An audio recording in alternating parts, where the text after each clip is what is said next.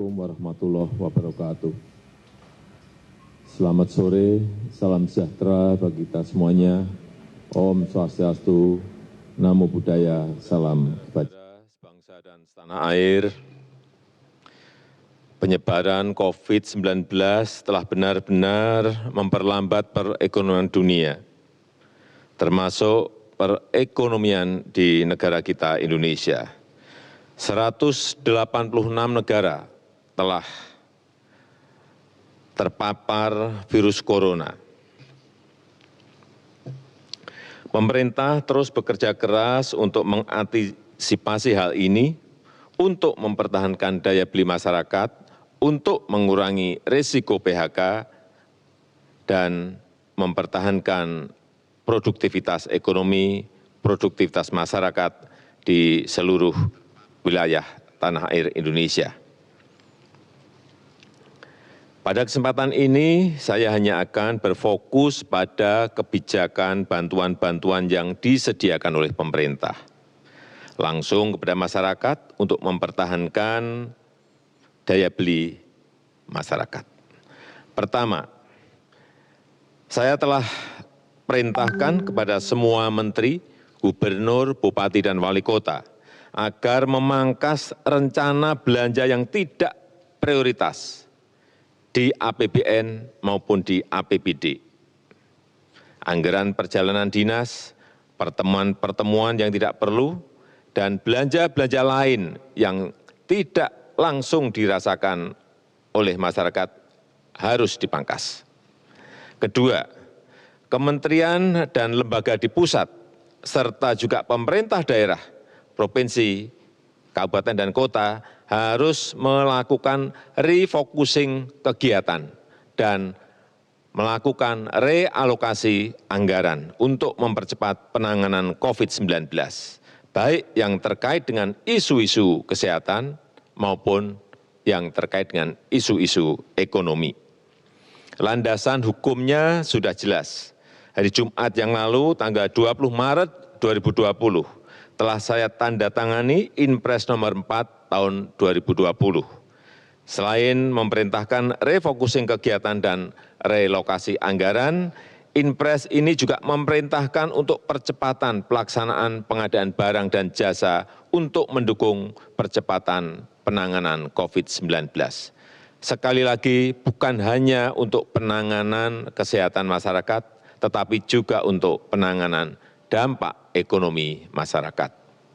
Yang ketiga, saya minta kepada kementerian dan lembaga dan juga pemerintah daerah, provinsi, kabupaten, dan kota, agar selain menangani isu kesehatan masyarakat, kita juga harus menjamin ketersediaan bahan pokok dan mempertahankan daya beli masyarakat, utamanya masyarakat lapisan bawah.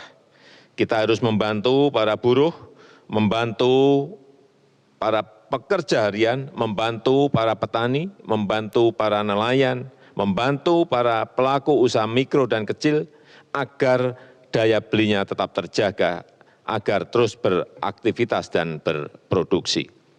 Keempat, saya telah perintahkan agar program padat karya tunai, sekali lagi program padat karya tunai harus diperbanyak, harus dilipat gandakan, dengan tetap mengikuti protokol kesehatan untuk pencegahan dan penularan COVID-19, yaitu dalam bekerja harus menjaga jarak yang aman.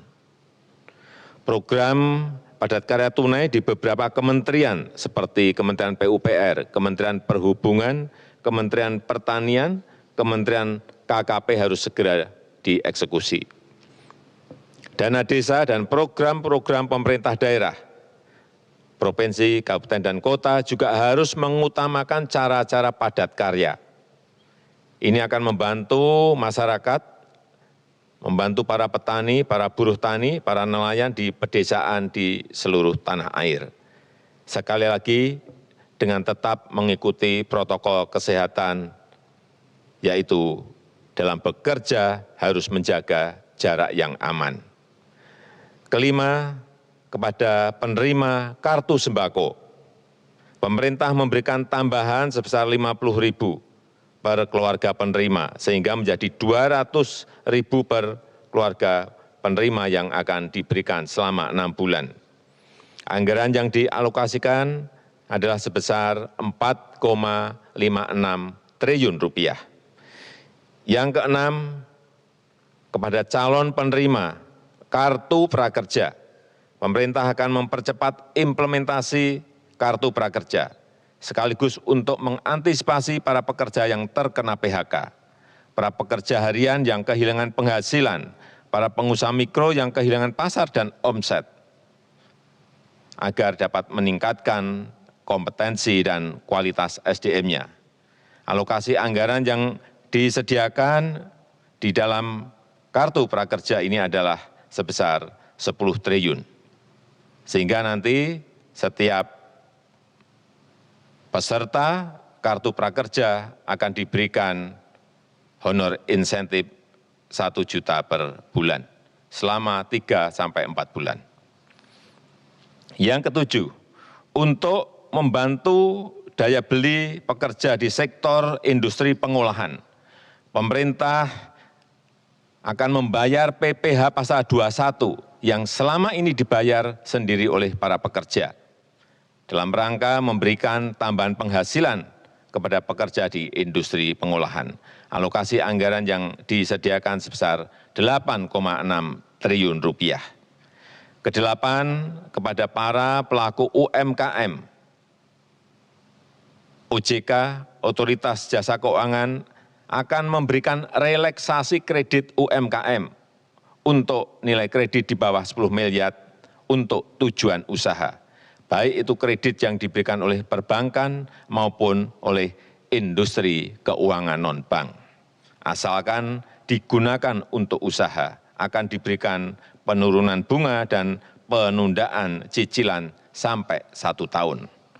Oleh karena itu, kepada tukang ojek, kepada supir taksi yang sedang kredit kendaraan bermotor dan kredit mobil, nelayan yang sedang kredit perahu tidak perlu khawatir, pembayaran bunga dan angsuran diberikan kelonggaran 1 tahun. Dan pihak perbankan maupun industri keuangan non-bank dilarang mengejar-ngejar angsuran, apalagi menggunakan jasa penagihan atau debt collector. Itu dilarang, dan saya minta kepolisian mencatat hal ini. Kesembilan, kepada masyarakat berpenghasilan rendah yang sedang melakukan kredit kepemilikan rumah bersubsidi, pemerintah juga memberikan 2 stimulus, yaitu pemerintah memberikan subsidi selisih bunga selama 10 tahun. Jika bunga di atas 5%, maka selisih besaran bunganya akan dibayar pemerintah. Pemerintah juga memberikan subsidi bantuan uang muka bagi yang akan mengambil kredit rumah bersubsidi. Anggaran yang disiapkan 1,5 triliun rupiah. Saya mengajak seluruh jajaran pemerintah, baik di pusat maupun di daerah, sampai ke level kelurahan dan desa, untuk selalu tanggap terhadap situasi kesehatan dan kondisi ekonomi masyarakat. Kita harus kerja keras, kita harus bersatu dan bergotong royong menghadapi tantangan ini.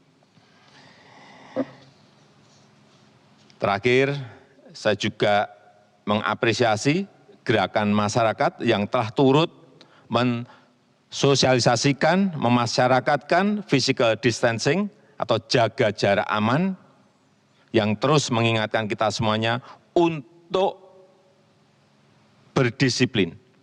Karena hanya dengan kedisiplinan yang kuat, kita dapat mencegah penyebaran COVID-19. Percayalah, kita bangsa besar, kita bangsa petarung, bangsa berjuang.